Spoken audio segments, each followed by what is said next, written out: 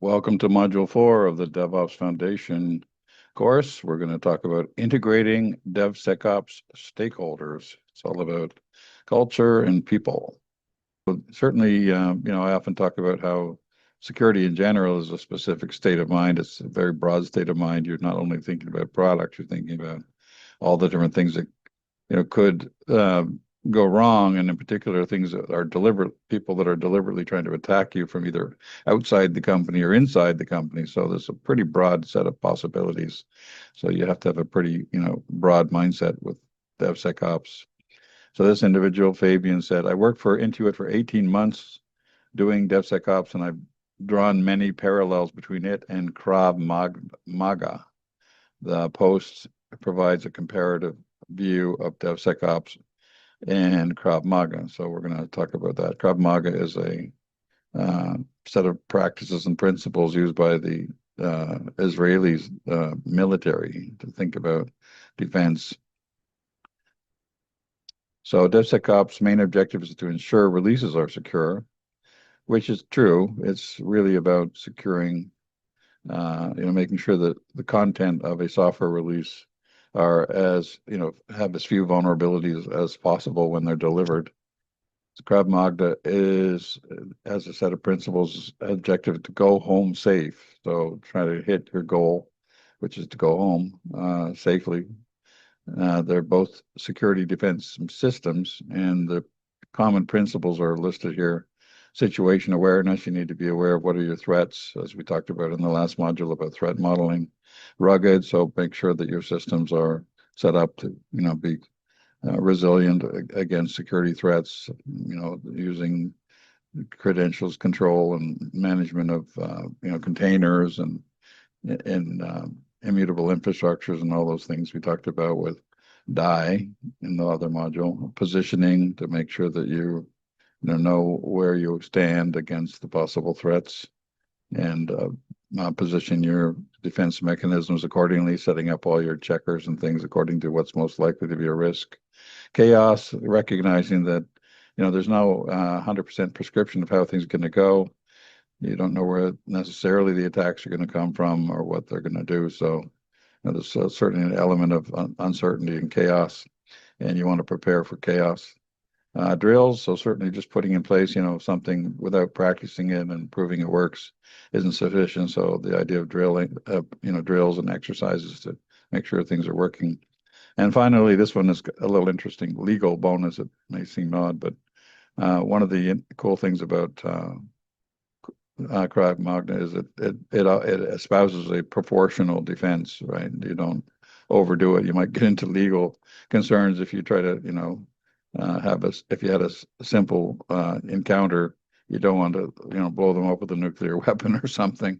You kind of can overdo it, and that could be a legal problem if you, over defend. So having a proportional response is certainly a valuable idea in DevSecOps as well. You don't want to, lock everything down so nobody can use the system, and you never get releases out the door. So you need to have a proportional defense.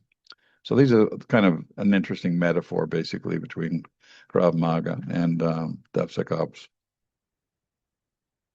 What does good culture look like? So there's, culture is interesting because everybody, I think, understands that you can't really have DevOps or DevSecOps without culture. There's a saying, I think it was the late great Peter Drucker said that culture eats strategy for breakfast, and you definitely need to have a strategy. But if you have just a paper strategy without everybody in the organization working in accordance with strategy, with the right assumptions and values, it won't really work. Despite no matter how many tools and processes you put in place, you're going to have a problem. So culture is a foundation. It starts with getting buy-in, whatever is the DevSecOps philosophy, and we'll talk about that. And senior leaders need to be, actively supporting that, espousing the right type of culture and supporting it across the organization.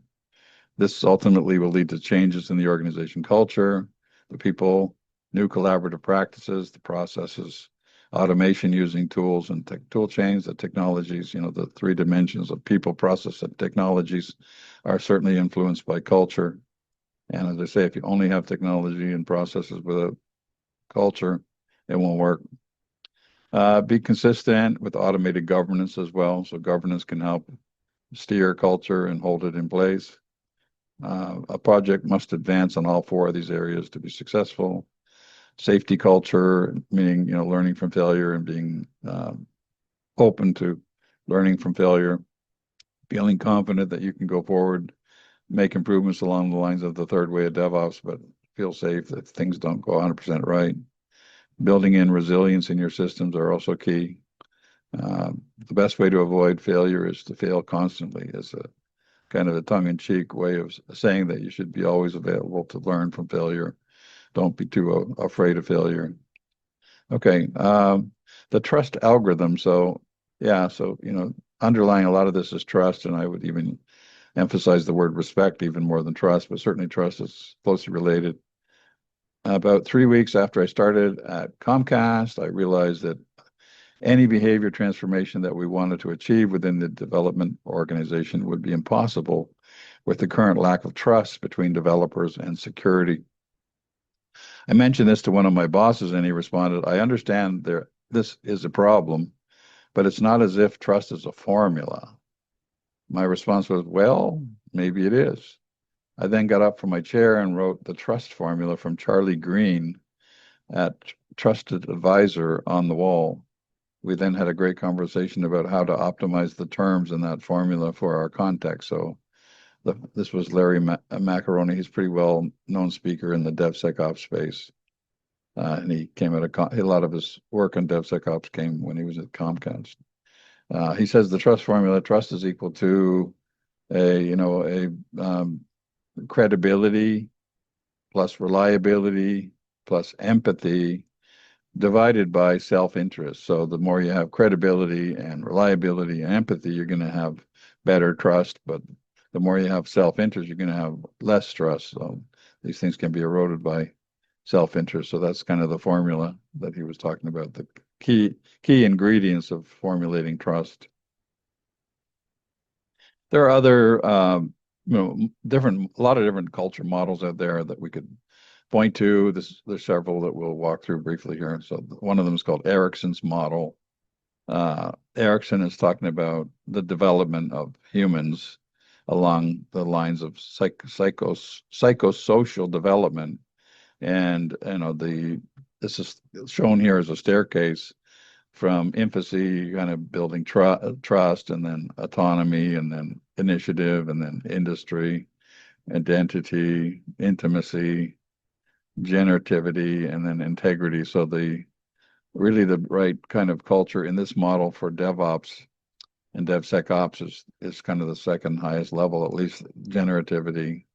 I wrote some notes on the side here. That correlates to knowledge sharing and mentorship, continuous improvement mindset, psychological safety, team culture, cross-functional collaboration, and sustainable security practices such as proactively integrating security. So you really want to have, accomplish that level of culture when it comes to the Erickson model.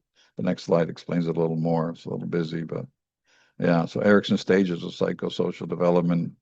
I don't think we need to walk through all of these points on the busy chart, but if you think about, again, the different layers, you start with trust versus mistrust. You're building essentially hope to feel like you're confident as you're like a newborn in the world. And then autonomy versus shame as you're a young infant, young child. You're building up your will to, exert yourself in the world and be independent. Initiative versus guilt. Now you're trying to build yourself a purpose. Industry versus inferiority. You're trying to build competence, to be more competent in some areas through schooling and activities. Identity versus confusion. They talk about fidelity, and this is kind of building, strong personal self-worth and interests and relationships.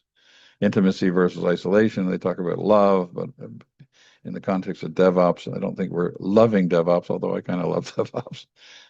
It's really about, feeling, in tune with DevOps, right? And trying to really understand it in depth and more, natural approach and thinking about DevOps because you've learned it. And the level generativity versus stagnation is where you really want to be, where you really kind of have a level of competence. I would call it competence. They're calling it care, where you really feel you can implement solutions with a lot of care and knowledge. I would say knowledge as well. The last level is wisdom, which is even beyond knowledge, where but at least you want to have a lot of knowledge in implementing DevOps. So that's how I interpret it. You're welcome to study Erickson's model and learn for yourself. Probably just remember that it's generativity that is the level of Erickson's model that is most relevant for DevOps.